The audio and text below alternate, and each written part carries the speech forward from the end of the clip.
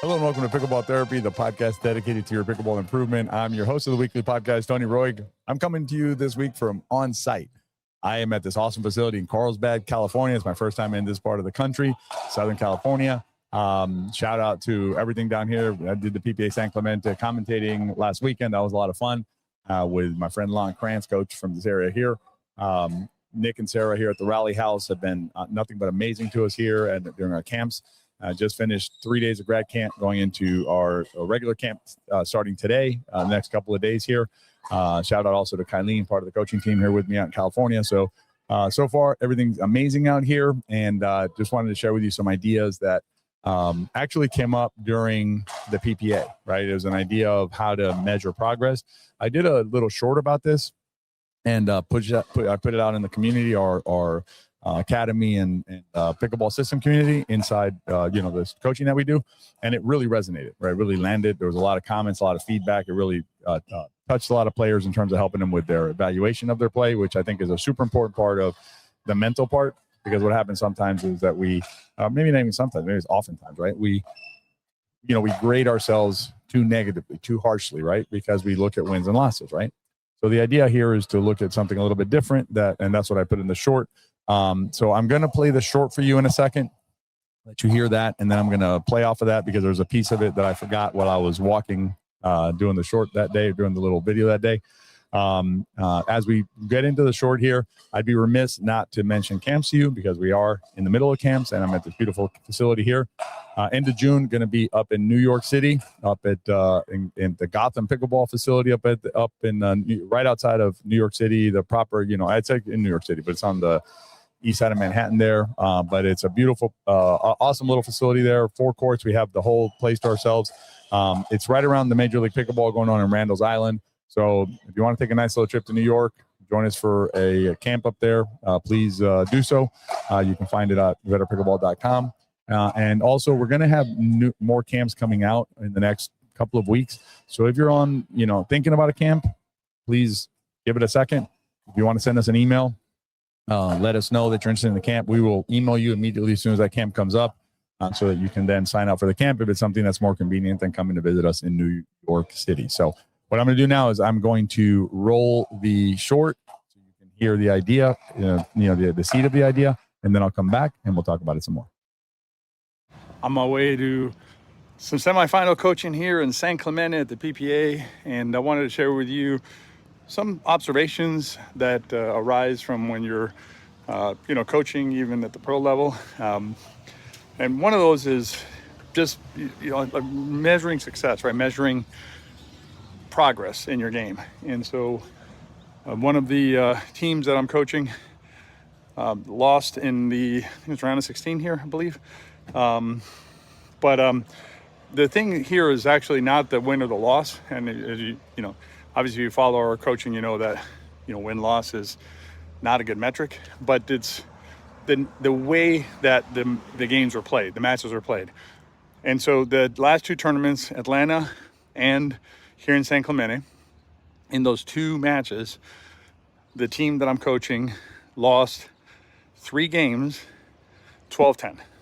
So, when you lose 12-10, it's almost the same as winning 12-10. In other words, it's like kind of a coin flip at that point. So the performance there shows grit. It shows fight.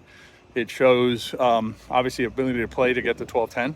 Even the second game here in San Clemente, the score was, I think, 11-7, something like that. But it was a well-fought 11-7. What I mean by that is, the score was like 9-6. And it kept on getting sided out. They kept on fighting hard on the serve side. They were very productive on the serve side. And ultimately, the other team pulled away, right, and won. But it wasn't like one of these that's like, 11-7, and I kind of folded my tent up at 9-6 and just kind of gave up. Nope, still battling the whole time. But the 3 12-10s and the second game show progress.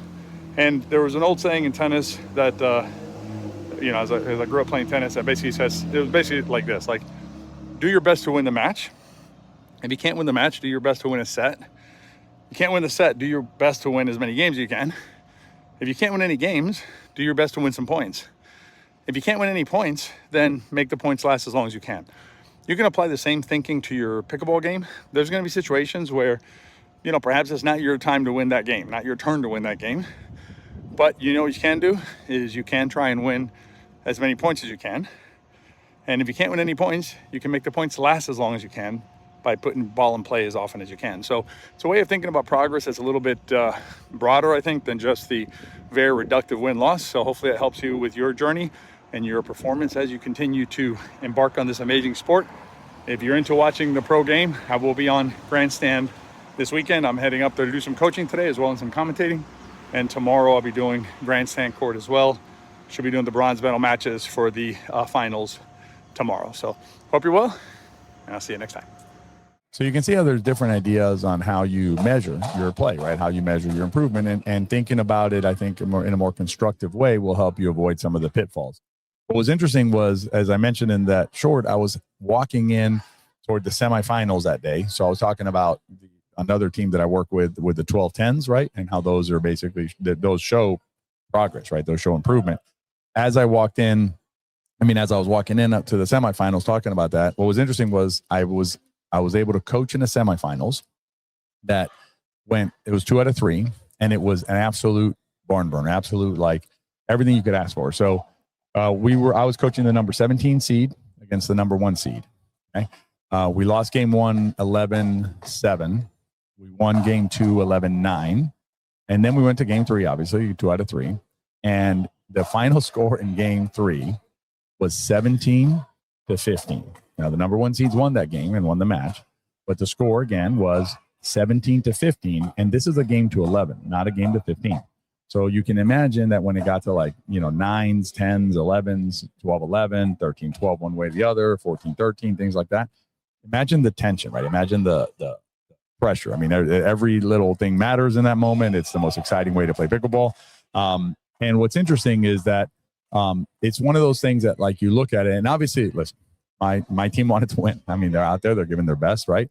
We want to win, but the sport that we play is a sport where somebody's got to win, right? Sometimes it's going to be us, sometimes it's going to be them. But when you finish a match like that, right, where you took the number 1 seed, 3 games, and you made it 17-15 in game 3. I don't know. I mean, that's pretty darn good in my book, right? And so it's a way of measuring progress that is a little bit different than it's a little bit different than just the very reductive win or loss, W or L. Go a little deeper, right, in your thinking. And then there's another piece that I wanted to give you that I just, I didn't remember to say it during the short video, but it adds another layer to the idea of trying to do the best you can in a situation. So remember, in tennis, it was like, if you can't win the match, win a set. If you can't win a set, win a game. If you can't win a game, win points. If you can't win any points, make them last as long as you can. In pickleball, the way I did it in the short was try and win the game. And obviously, you're playing a match, try and win the match. Otherwise, try and win a game. If you can't win the game, win as many points as you can. If you can't win any points, make them last as long. But there's another piece that's interesting because of the way our sport is scored, which is make the game last as long as you can. Right, so we're going to add that in now. So it's basically, if you can win the game, obviously, win the game. Can't win the game, get as many points as you can. If you can't win the game, also, you can make the game last longer. In other words, use time as your metric. And the way to think about it is, say you're playing this team that they always beat you, right? They're just impossible for you to beat them, and so you're going to lose 11-5, right, or 11-6. That's just how it's going to be. But let's say last week you lost in 7 minutes. This week, make it 9 minutes. Next week, make it 11 minutes. Next week, make it 13 minutes, right? Keep adding time to it. My guess is that the score will also change because you'll score more points if you make it last longer. But just the fact of making it last longer, what that tells you, what your feedback there is, you're playing much better on the return side. The return side is improving, which is the key. The key to your improvement is the return side. So your return side is going to be improving by making the game last longer. And that's a metric that you can use in addition to just did I win or lose the match. Okay. So add those layers into your thinking. Win, then points, time, and then if you can't win any points, right, and the game's still going to be done quickly, make the rallies last as long as possible. Even there, you'll extend the time a little bit, right? Try and hit an extra shot. Just a different way of coming at you're thinking about the game, you're thinking about your performance, and this will be relevant to you, period. But it'll be particularly relevant to you as you move through levels or through ranks, if you will, in your local courts. Let's say that you're playing like advanced beginner, okay, and then you're going to intermediate, or you're playing intermediate and you're going to advanced, something like that, right? Where you're moving up a level. What'll happen is, you're used to, say, like at some point you're winning like 60-65% of your games, right? That's where you're moving up, getting a little bit too easy for you. So you move up to the next level. Well, guess what? You're probably not going to win 65% of your games anymore. You might be the 35% now. So looking at it like your wins and losses there is going to feel terrible, because you just came from, I won 65% of I was winning 65%, then I'm winning 35%, right? So now you start this climb, and the climb is, okay, how many points can I score in a game, right? If I'm scoring 3, I want to get to 4. If I'm scoring 4, I want to get to 5 before I lose. If the games are lasting 6 minutes, I want them to last 7, 8, 9, extend the time. And then within each rally, if my rallies are over in 3 shots, can I get them over in 5 shots? Can I get them over in 7 shots, like that? So that's how you basically work through improving without having such a big cut at it, without being so reductive that the win-loss really drags you down. So try and use those ideas, right? Add that into your thinking about your play, about how you evaluate your performance and your progress as a player. And I think it'll help you minimize distraction, derailment, frustration, the negatives that can come when all we're doing is looking at wins and losses.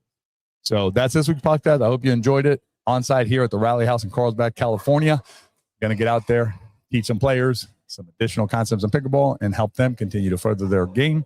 Hopefully one day, if we haven't done so already, I have the opportunity to work with you as well. And even if I had the opportunity to work with you as well, I'd love to work with you again. So you can find those at betterpickleball.com camps, and make sure you check your email. And if you're interested in a camp, like I said, you don't see it on there, but you'd like to learn from the Better Pickleball coaching team, or myself and the Better Pickleball coaching team, send us an email and let us know that you have interest in doing that. And we'll take a look at that. I think it's camps at betterpickleball.com. You can also send coaching at betterpickleball.com, or you can just email me, Tony at betterpickleball.com. I or one of the members of our team will always be on site to check that out. So, and as always, if you have a minute, please consider rating and reviewing the podcast. It really helps us reach other players just like you.